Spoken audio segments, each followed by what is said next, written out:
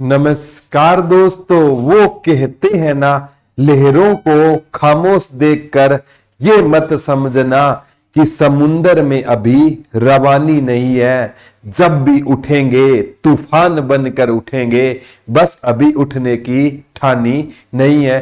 नमस्कार दोस्तों, एक बार फिर से आपका हार्दिक स्वागत है आपके अपने YouTube channel GK by Pradeep sir पर। और प्यारे बच्चों, आज हमें ना, जैसा कि आपसे वादा किया था पंचायती राज के बारे में कंप्लीट डिटेल से पढ़ाने का, तो आज का हमारा वीडियो रहेगा। आज हम प्यारे बच्चों पंचायती राज की प्रमुख समितियों के बारे में पढ़ेंगे।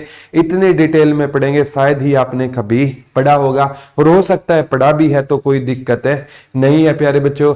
जैसे PKV राव समिति भी आई थी, हम है ना बलवंत राय मेहता पढ़ते हैं, अशोक मेहता पढ़ते हैं, LM सिंह भी पढ़ते हैं, PK थुंगन समिति पढ़ते हैं, एक राव समिति भी पंचायती राज से संबंधित थी। तो HSSC क्या पूछेगा, किस समिति ने 2 स्तरीय पंचायती राज के बारे में कहा, किसने महिलाओं को 1/3 आरक्षण की बात कही थी, किसने 4 सत्र के लिए कहा था। तो आज हम बिल्कुल डिटेल से बारीकी से पंचायती राज की समितियों का अध्ययन करेंगे। तो प्यारे बच्चों, पंचायती राज की बात आए ना और नाम ना आए, बलवंत राय मेहता का हो नहीं सकता। बलवंत राय मेहता समिति, बलवंत राय मेहता समिति गुरुजी क्यों इंपॉर्टेंट है, क्योंकि बलवंत राय मेहता को पंचायती राज का ना शिल्पीकार कहा जाता है, या पंचायती राज का इनको क्या कहा जाता है, वास्तुकार कहा जाता है। गुरुजी क्यों कहा जाता है, क्योंकि यह समिति आई थी प्यारे बच्चों 1957 में आई थी,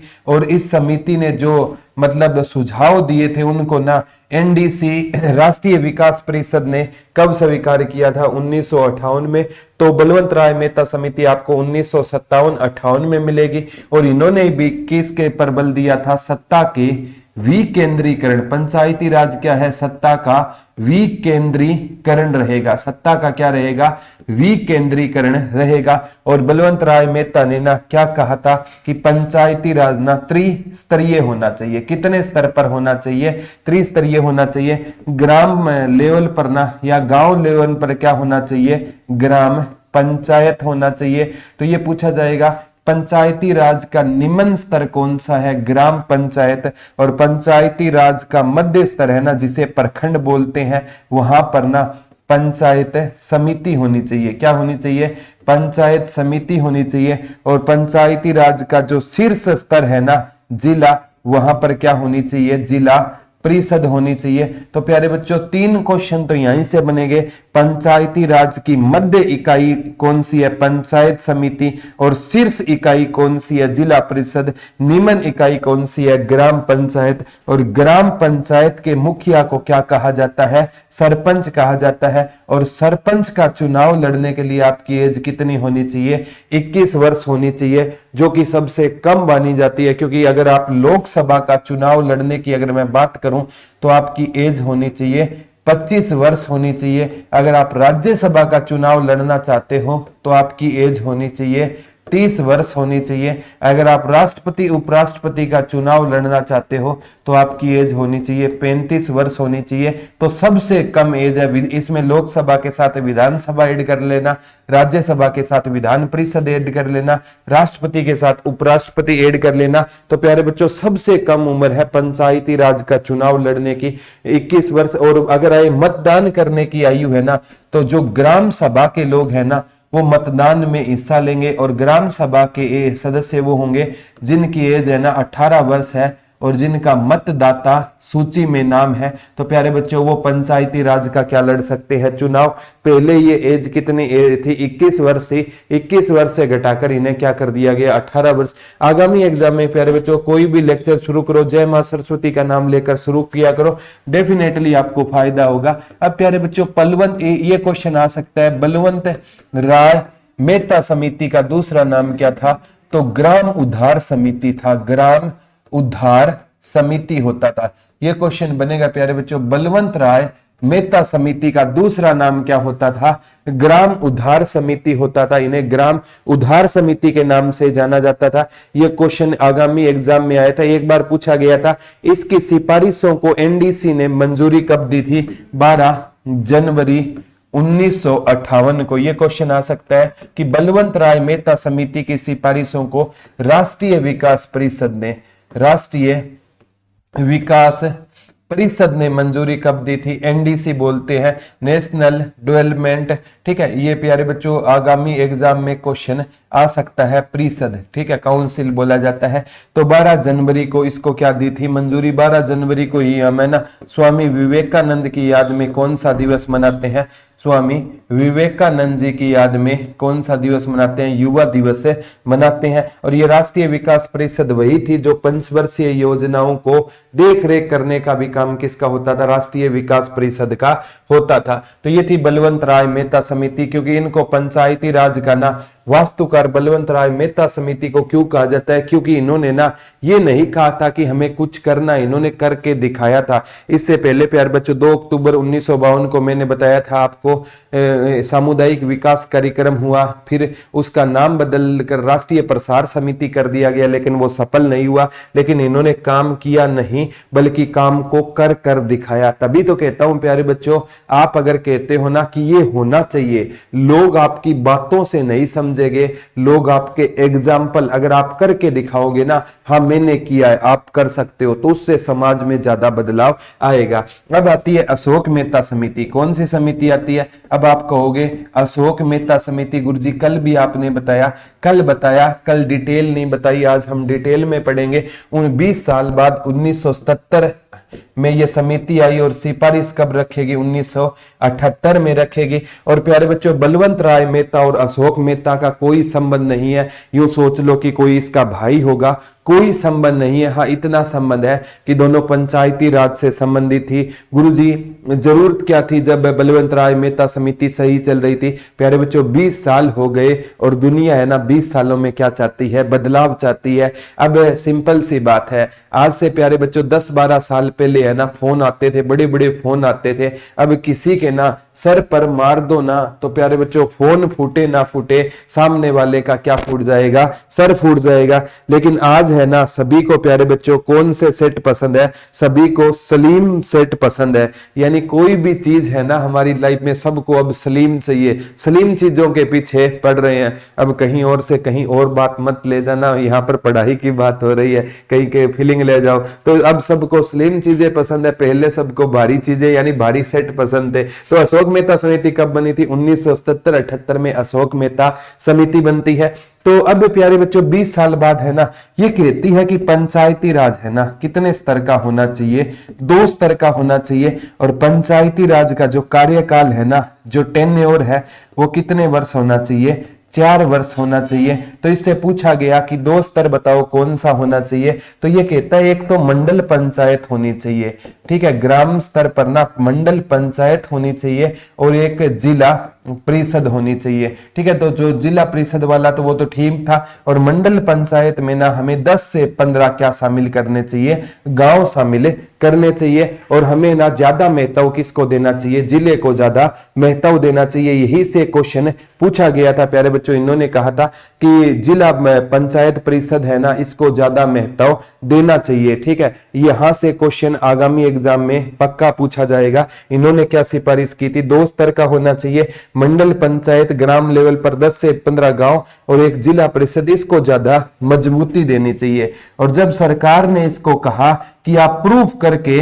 दिखाओ कि हम 2 क्यों करें, तो इनके पास पूरे सबूत नहीं थे कि जिससे ये सरकार को जस्टिफाई कर पाए कि ऐसा होना चाहिए। तो इन्होंने तो कह दिया कि जिले को ज्यादा महत्व देने चाहिए, और पंचायती राज में जिले को उतना महत्व दिया जाता है जितना गांव को दिया जाता है। तो प्यारे बच्चों इनकी सिफारिशों को ना क्या किया कर दिया गया? रिजेक्ट कर दिया गया। क्यों कर दिया गया गुरुजी? क्योंकि पंचायती राज सरकार को पता था प्यारे बच्चों, उन्होंने सामुदायिक विकास कार्यक्रम चलाया था, वो असफल हो गया। फिर इनको पता था अगर बलवंत राय मेहता समिति सही काम कर रही है फिर इससे हमें पंगा नहीं लेना चाहिए। तो अशोक मेहता समिति, यहां से 2 क्वेश्चन ये मंडल पंचायत वाला आया था कि अशोक मेहता समिति ने किसकी सिफारिश की थी? एक जिला परिषद के साथ मंडल पंचायत की, और 2 स्तर की बात की थी, कार्यकाल 4 वर्ष। वो तो प्यारे बच्चों कल हमने आपको बता दिया था कि पंचायती राज सबसे पहले ना एक पायलट प्रोजेक्ट आया था पंचायती राज का अगस्त 1958 में।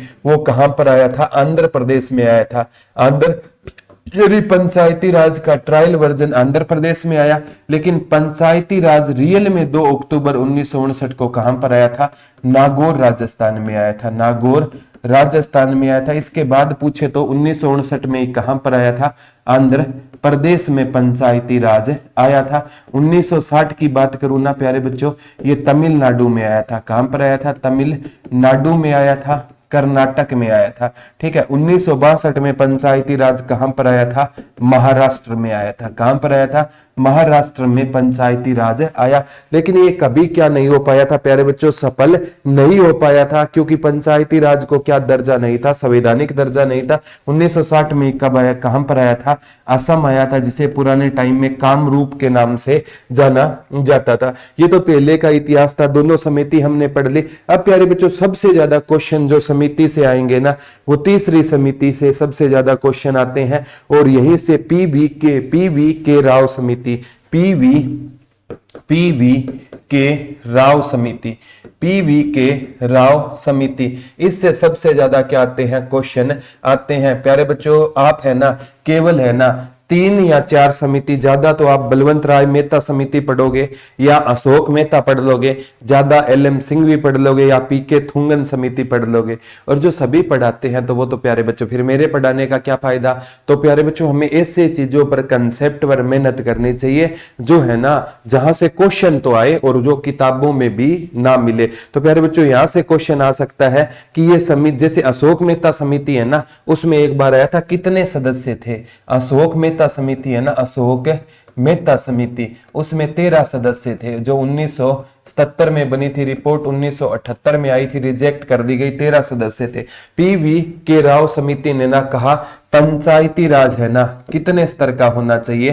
पंचायती राज 4 स्तर का होना चाहिए। ये समिति देखो पीवी के राव, 4 ही नाम है, तो पंचायती राज कितने स्तर का होना चाहिए? 4 स्तर का होना चाहिए। एक इसने ना राज्य स्तर और ऐड कर दिया था। क्या ऐड कर दिया था? राज्य स्तर ऐड कर दिया था। बाकी तो वही है, नाम थोड़ा अलग हो सकता है। ग्राम लेवल पर वही ग्राम पंचायत हो गई, ठीक है, और फिर क्या हो गई? ब्लॉक लेवल पर पंचायत समिति हो गई। जिला लेवल पर क्या हो गया? इसका नाम चेंज हो सकता है, जिला परिषद हो गई। इन्होंने एक कहा कि राज्य स्तर पर ना क्या होना चाहिए? राज्य परिषद होना चाहिए। क्या होना चाहिए? एक एड नया कर दिया, राज्य परिषद होना चाहिए। ये इनके ना, ये 1985 में आई थी और 86 में इसने क्या सौंपी थी? अपनी रिपोर्ट सौंपी थी। आई कब? 1985 में आई थी। और इस समिति ने अपनी रिपोर्ट कब सौंपी? 1986 में इसने अपनी क्या सौंपी थी? रिपोर्ट सौंपी थी PK राव समिति ने। और ये कहता है पंचायती राज में ना नियमित क्या होना चाहिए? चुनाव होना चाहिए। ये सुझाव तो इसका ठीक था, लेकिन ना जब सरकार ने पूछा कि हम 4 सत्र क्यों करें पंचायती राज का, जब 3 सत्र से काम चल रहा है, तो प्यारे बच्चों इन्होंने जो एग्जाम्पल रखे थे, जो दावे किए थे, तो ये भी है ना सरकार को सेटिस्फाइड नहीं कर पाए। तो भी पंचायती राज, इसकी भी है ना सिफारिशों को ना क्या कर दिया गया था? रिजेक्टेड कर दिया गया था, रिजेक्ट कर दिया गया था। अशोक मेहता समिति को भी रिजेक्ट कर दिया गया। पीवी के राव समिति की सिफारिशों को रिजेक्ट कर दिया गया। एक इन्होंने कहा था SC और ST की महिलाओं को क्या मिलना चाहिए? आरक्षण। इन्होंने 2 बात अच्छी कही थी, एक तो पंचायती राज में नियमित चुनाव होना चाहिए, और SC ST की महिलाओं को क्या मिलना चाहिए? आरक्षण मिलना चाहिए। अब आती है LM सिंघवी समिति 1986 में। अब कौन सी समिति आई थी प्यारे बच्चों? LM सिंघवी समिति आई थी। कौन सी समिति आई थी? LM सिंघवी समिति आई थी। गुरुजी बता दो कब आई थी? 1986 में आई थी। कब आई थी LM सिंघवी समिति? 1986 में। कौन सी समिति आई थी LM? इसका पूरा नाम क्या रहेगा? लक्ष्मीमल सिंघवी समिति रहेगा। लक्ष्मीमल सिंघवी समिति इसका पूरा नाम रहेगा। और अभी एग्जाम हुआ था ना पीछे प्यारे बच्चों, SI का एग्जाम था, उसमें पूछा था कि लोकपाल शब्द सबसे पहले किसने दिया था? तो लोकपाल शब्द है ना सबसे पहले LM सिंघवी ने दिया। और लोकपाल शब्द है ना, उसका लोकपाल का सबसे पहले प्रयोग कहां पर किया गया? 1809 में ना लोकपाल का प्रयोग सबसे पहले कहां पर किया गया था? स्वीडन में लोकपाल का प्रयोग किया गया। इसका पूरा नाम एल.एम. सिंघवी समिति था। और एल.एम. सिंघवी समिति ने ना जो भी बातें रखी थी प्यारे बच्चों, वो धरातल पर क्या होती थी?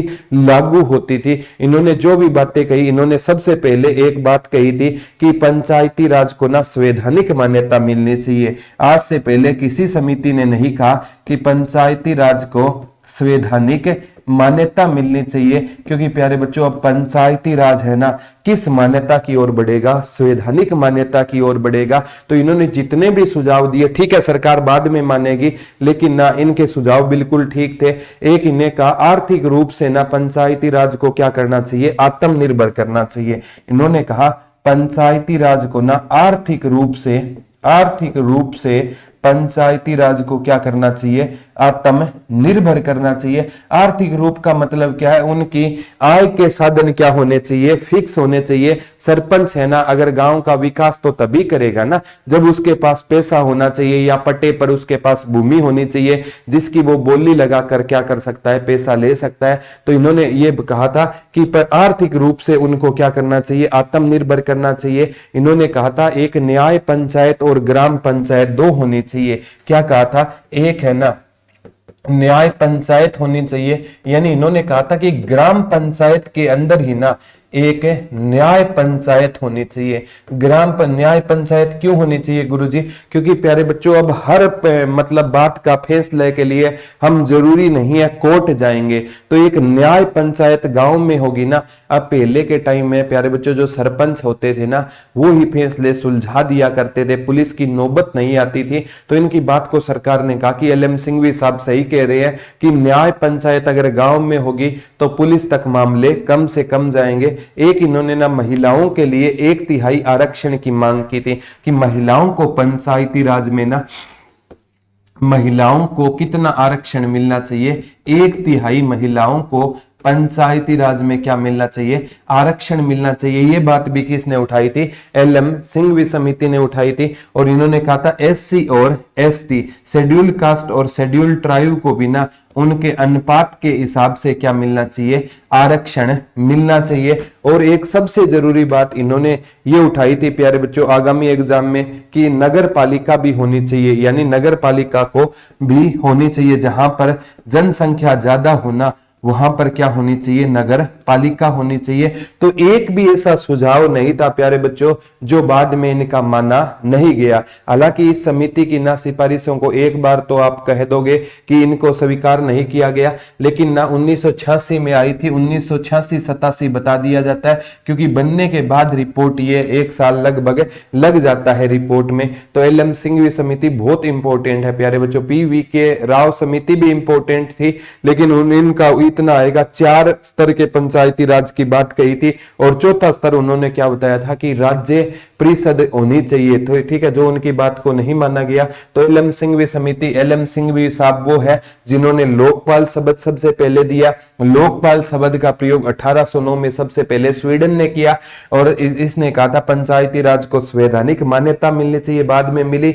आर्थिक रूप से आत्मनिर्भर राज है, क्योंकि गांव में पट्टे की भूमि होती है, सरपंच बोली पर देकर वहां से पैसा ले लेता है, चूल्हा टैक्स होता है, हाउस टैक्स होता है, यानी सरपंच के या उनके आय के क्या होते हैं? साधन होते हैं। अब न्याय पंचायत होती है प्यारे बच्चों, ठीक है। अब हम जानते नहीं है कौन सी न्याय पंचायत है, वो अलग बात है। और प्यारे बच्चों अगर मैं कह दूं गांव का राष्ट्रपति सरपंच होता है तो कोई अतिशयोक्ति नहीं है। अगर पुलिस आएगी ना, सरपंच के से पूछे बगैर गांव में पुलिस रेड नहीं मार सकती। यहाँ तो क्या होता है, पुलिस आते ही ना सरपंच के पास कॉल करती है, और सरपंच हमारे यहाँ चोर बैठे हैं। क्या बैठे हैं? चोर बैठे हैं। पुलिस आएगी कि सरपंच साहब हमें रेड लगानी है। सरपंच सोचता है कहीं तेरे घर रेड ना पड़ रही हो। बोला सरपंच साहब कहाँ हो? बोला साहब मैं चंडीगढ़ मीटिंग में हूं। तो यहाँ सारे चोर बैठे हैं। तो प्यारे बच्चों अगर आपको कोई सरपंच जानता नहीं है ना, आपको कोई सरपंच जानता नहीं है, आपकी इज्जत नहीं करता, एक छोटा सा काम कर देना, उसके खिलाफ RTI लगा देना।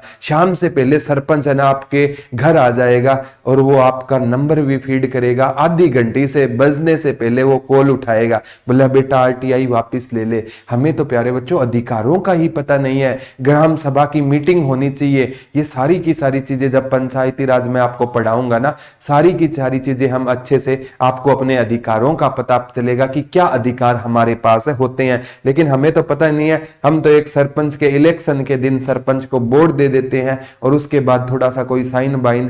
प्यारे बच्चों, सरपंच हमारे प्रति हर लेवल में क्या होता है, जिम्मेवार होता है। ठीक है, अब यहां से एक क्वेश्चन आता है, पीके थुंगन समिति 1988। पीके थुंगन समिति ये भी पंचायती राज से संबंधित है। पीके थुंगन समिति, पीके थुंगन समिति कब बनी थी? 1988 में बनी थी। 1988 में कौन सी समिति बनी थी? पीके थुंगन समिति बनी थी। 1986 में कौन सी समिति बनी थी? LM सिंघवी बनी थी। 1985 में PKV राव समिति बनी थी। 1977-78 में अशोक मेहता। 1957-58 में बलवंत राय मेहता समिति। अब कौन सी समिति बनी थी? पीके थुंगन समिति। कब बनी थी? 1988 में बनी थी। और इसने भी प्यारे बच्चों कुछ ऐसी बातें कही थी। इसने ना सबसे प्रमुख रूप से ये बात है, पंचायती राज को संवैधानिक दर्जा मिलना चाहिए। इन्होंने भी कही थी पंचायती राज को कौन सा दर्जा मिलना चाहिए? संवैधानिक दर्जा, यानी संवैधानिक दर्जे की सबसे पहले मांग उठाई थी LM सिंघवी समिति ने। और इस टाइम है ना 1989 में ना देश के प्रधानमंत्री होते थे राजीव गांधी। कौन होते थे? राजीव गांधी होते थे। उन्होंने ना पीके थुंगन समिति में इंटरेस्ट दिखाया और कौन सा संविधान संशोधन लेकर आए? 64वां संविधान संशोधन लेकर आएंगे। अब आप कहोगे गुरुजी हमारे तो पागल हो गए हैं, पंचायती राज तो 73वां संविधान संशोधन है। तो प्यारे बच्चों 73 से पहले 64 पढ़ लेना, और किसी एग्जाम में ये 64वां आ गया ना, हिल जाओगे आप। सबसे पहले पंचायती राज से संबंधित 64वां संविधान संशोधन हुआ था, लोकसभा में पेश हो गया था। लेकिन प्यारे बच्चों इसको ना राज्यसभा में ये पेश नहीं हो पाया था, इसलिए ना ये क्या हो गया? रिजेक्ट हो गया था। तो पंचायती राज का जो पायलट प्रोजेक्ट आया था वो 1958 में आंध्र प्रदेश में आया था। नया क्वेश्चन है। और पंचायती राज से संबंधित अगर कोई पहला संविधान संशोधन पूछे तो 64वां संविधान संशोधन हुआ था, जो राजीव गांधी ने कोशिश की थी। लोकसभा में तो चला गया लेकिन राज्यसभा ने रिजेक्ट कर दिया था प्यारे बच्चों। और राजीव गांधी के टाइम में ही आप पढ़ते हो 61वां संविधान संशोधन हुआ। मतदान करने की एज 21 वर्ष से घटाकर कब कितनी कर दी गई थी? 18। ये वेरी वेरी इंपॉर्टेंट क्वेश्चन रहेगा। अब प्यारे बच्चों सबसे इंपॉर्टेंट बात आती है कि इन्होंने कहा था सबसे राज्यसभा में, फिर प्यारे बच्चों 73वां संविधान संशोधन आएगा। उस टाइम देश के प्रधानमंत्री कौन होंगे? PV नरसिम्हा राव होंगे। PV नरसिम्हा राव देश के क्या होंगे? प्रधानमंत्री होंगे। देश के क्या होंगे? देश के प्रधानमंत्री होंगे। देश के प्रधानमंत्री कौन होते थे? PV नरसिम्हा राव होते थे। इन्हें प्यारे बच्चों कितनी भाषाओं का ज्ञान था?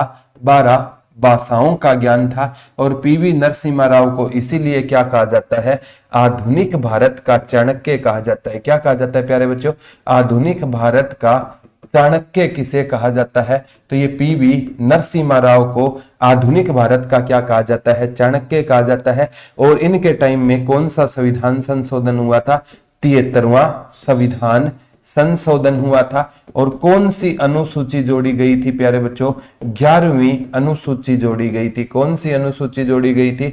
11वीं अनुसूची। और जिसे नाम क्या दिया गया था? पंचायती राज का नाम दिया गया था। पांचों का समूह, ये पेपर में आया, कितने का समूह होता है? पांचों का समूह होता है। और प्यारे बच्चों से ये पंचायती राज है ना, इसके पास कानून बनाने के लिए कितने विषय दिए गए थे? 29 विषय दिए गए। तो प्यारे बच्चों अगर आप कहोगे गुरुजी आपने कह तो दिया कि राज्यसभा में वो रिजेक्ट हो गया, तो इसको भी लोकसभा और राज्यसभा में लाया गया। तो प्यारे बच्चों 22 दिसंबर को 73वें संविधान संशोधन को 22 दिसंबर 1992 में हुआ, लेकिन लागू 1993 में होगा। 22 दिसंबर को लाया गया इसको लोकसभा में, 73वें संविधान संशोधन को।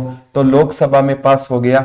23 दिसंबर को लाया गया इसको राज्यसभा में। राज्यसभा में क्या हो गया, पास हो गया। कोई भी कानून तब पास होगा जब प्यारे बच्चों अंत में किसके सिग्नेचर होंगे, राष्ट्रपति के सिग्नेचर होंगे। अब प्यारे बच्चों ये क्वेश्चन पूछा गया है कि 20 अप्रैल को इसको ना किसने मंजूरी दे दी थी, 20 अप्रैल को ना इसको राष्ट्रपति ने क्या दे दी थी, मंजूरी दे दी थी 20 अप्रैल 1993 को इसको। और प्यारे बच्चों 23 अप्रैल को ये लागू हुआ और 24 अप्रैल 1993 को ना ये पंचायती राज पूर्ण रूप से लागू हुआ। और इसीलिए हम 24 अप्रैल को कौन सा दिवस मनाते हैं, पंचायती राज दिवस मनाते हैं। 24 अप्रैल को कौन सा दिवस होता है, पंचायती राज दिवस होता है। तो ये याद कर लेना। बिल 73वां संविधान संशोधन लोकसभा में पेश कब किया गया, 22 दिसंबर 1992 को पेश किया गया।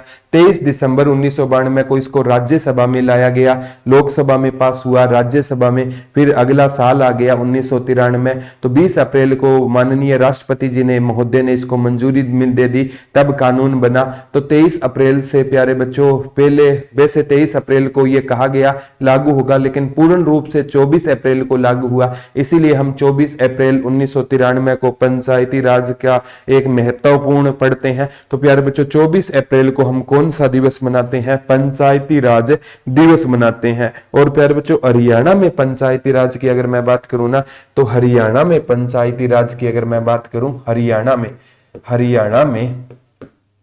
पंचायती राज, हरियाणा में पंचायती राज आया था प्यारे बच्चों 22 अप्रैल 1994 को आया था। ये क्वेश्चन HSSC ने बहुत से एग्जामों में पूछा है। हरियाणा में पंचायती राज कब आया, 22 अप्रैल 1994 को आया। और प्यारे बच्चों इस टाइम सीएम कौन होते थे हरियाणा के, चौधरी भजन लाल जी होते थे।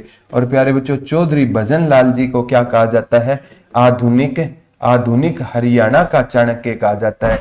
आधुनिक हरियाणा का क्या कहा जाता है, आधुनिक हरियाणा का क्या कहा जाता है, चाणक्य कहा जाता है। किसको, चौधरी भजन लाल जी को कहा जाता है। क्योंकि प्यारे बच्चों बिना सीटों के सरकार बना गए। एक क्वेश्चन आएगा 1995 में चौधरी भजन लाल ने किस यूनिवर्सिटी का उद्घाटन किया था, गुरु जम्बेश्वर यूनिवर्सिटी का उद्घाटन किया।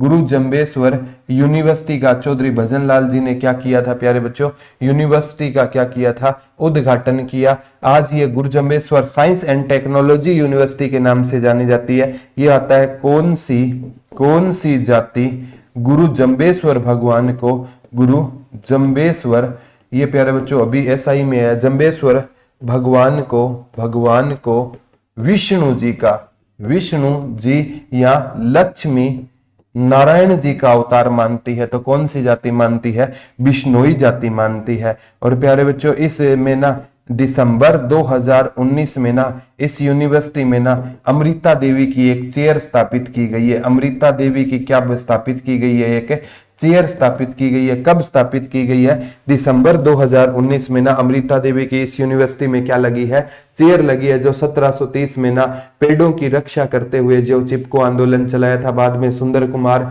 बहुगुणा ने उस चिपको आंदोलन को क्या करने का काम किया था, फेमस करने का काम किया था। तो प्यारे बच्चों चिपको आंदोलन सबसे पहले शहीद अमृता देवी ने चलाया था। 363 बिश्नोई है ना, पेड़ों के साथ एक बात आती है, सन 1700 ईस्वी में एक राजा होता था, अब्बे सिंह राजा होता था। उन्होंने अपने ना सैनिकों को कह दिया कि जाकर पेड़ काट कर लाओ। और ये बिश्नोई समाज होता था 1730 में। अमृता देवी ने कह दिया हम पेड़ों की रक्षा करेंगे। और जब वो नहीं माने तो पेड़ों से ना इन्होंने अपने बिश्नोइयों को कहा कि हमें पेड़ों की रक्षा करनी है। तो वो पेड़ों से लिपट गए थे और उस दर्द मतलब ना सैनिकों ने ना 363 बिश्नोइयों को क्या कर दिया, काट दिया। और बिश्नोई समाज कहता था सिर साठे रूख बचे तो भी सस्तो जान। अगर आपके सर के बदले एक पेड़ की रक्षा होती है ना, तो ये समझो कि आपका सर फिर भी क्या गया है, सस्ता गया है। तो मैं आपसे यही कहूंगा कि आपसे रिक्वेस्ट है, जब भी आपका जन्मदिन आए ना प्यारे बच्चों,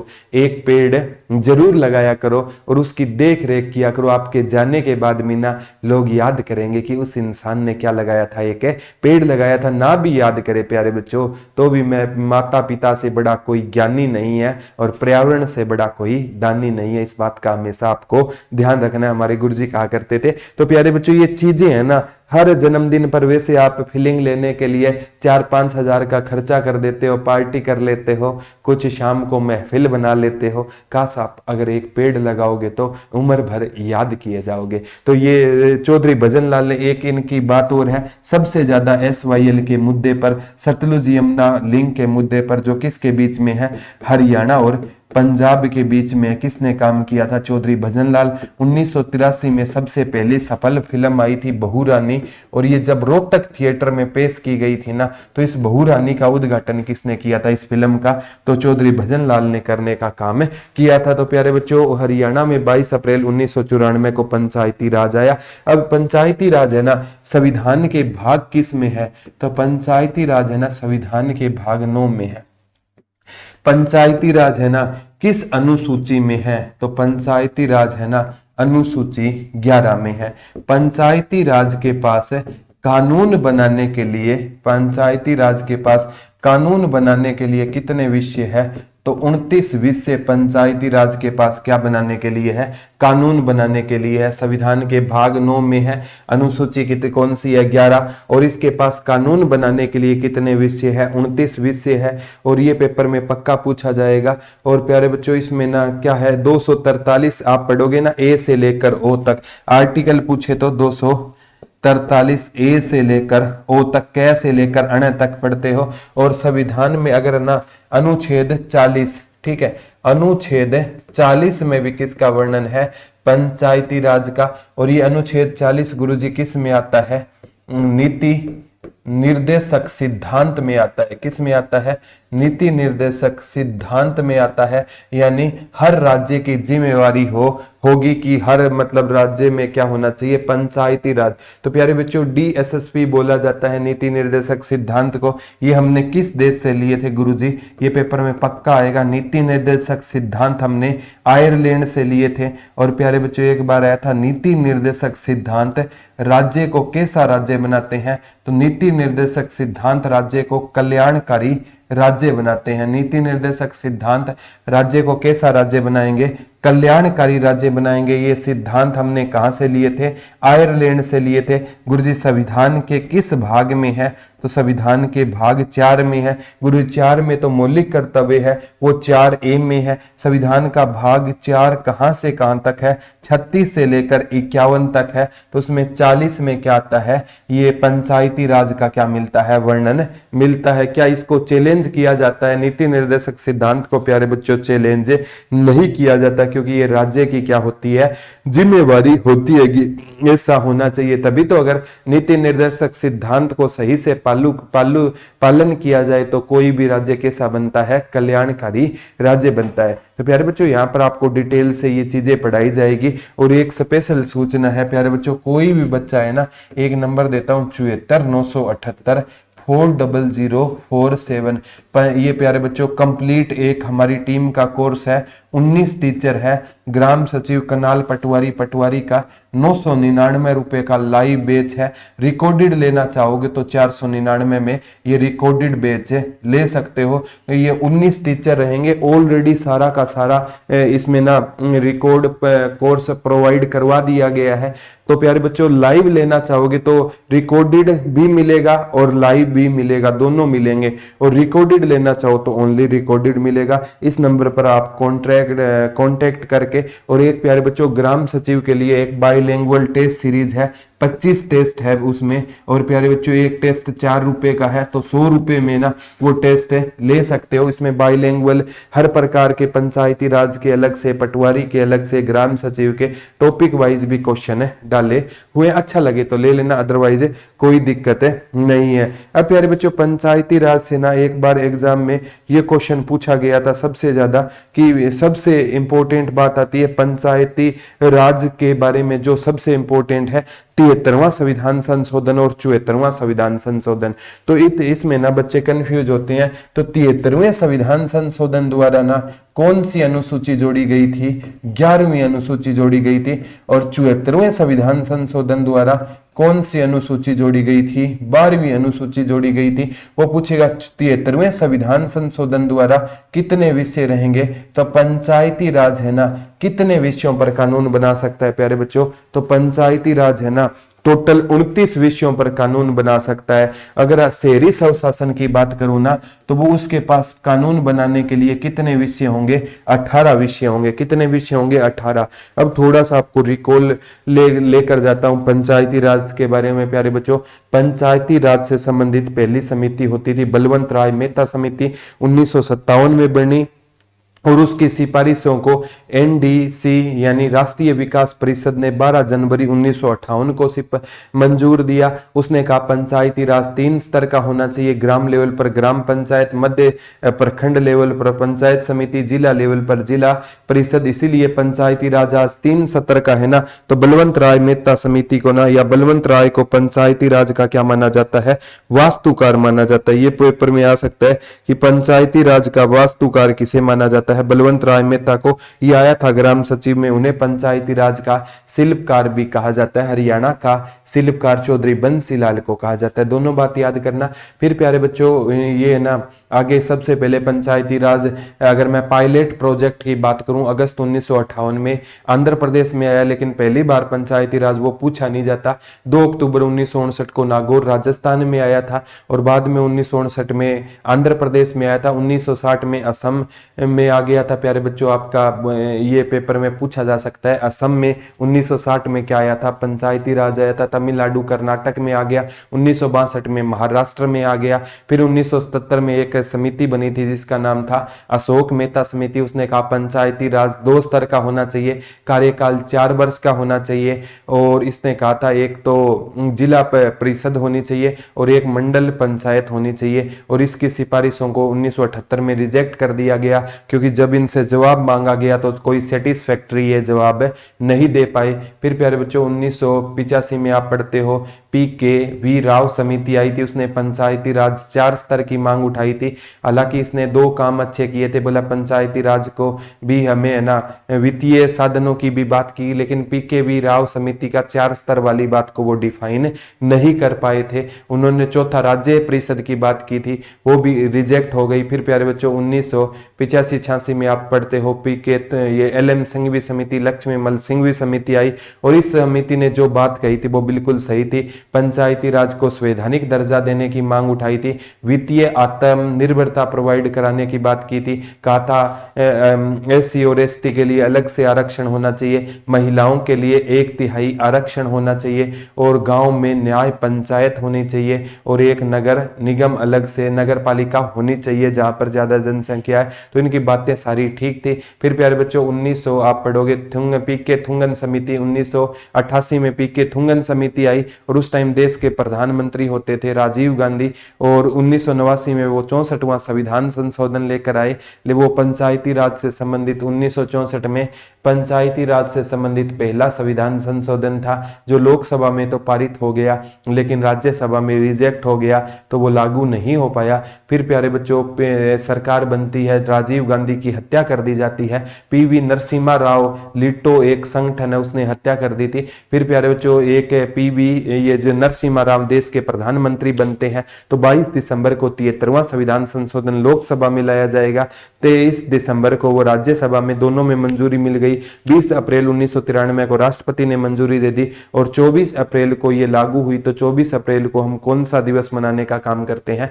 पंचायती राज दिवस मनाने का काम करते हैं। तो प्यारे बच्चों पंचायती राज को ना संवैधानिक दर्जा लेने के लिए ना एक बहुत लंबी क्या लड़नी पड़ी थी? लड़ाई लड़नी पड़ी थी। पंचायती राज इतनी लंबी लड़ाई लड़ने के बाद अस्तित्व में आया था और आपका एक एग्जाम अगर ठीक ना होना तो आप मायूस होकर बैठ जाते हो। तो मायूस नहीं होना है प्यारे बच्चों, ये वो स्टूडेंट लाइफ है ना, गोल्डन पीरियड है।